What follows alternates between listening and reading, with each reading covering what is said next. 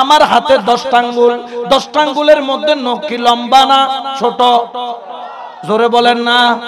কিন্তু আমাদের দেশে কতগুলা ম্যাডাম আছে,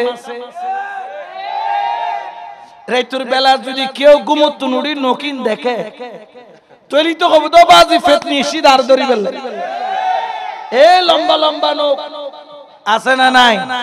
জোরে বলেন না, আছে না নাই? নখ কাটতে বলেছেন রাসূলুল্লাহ, এটার নাম শরীয়ত। এটার নাম কি? শরীয়ত। কারণ কি বলতেছেন? নখের নিচে শয়তান লুকিয়ে, এই জন্য তোমরা নখকে লম্বা করিও না, কারণ নখের নিচে শয়তান থাকে। আমরা এই জন্য নখকে বাটি করে রাখি।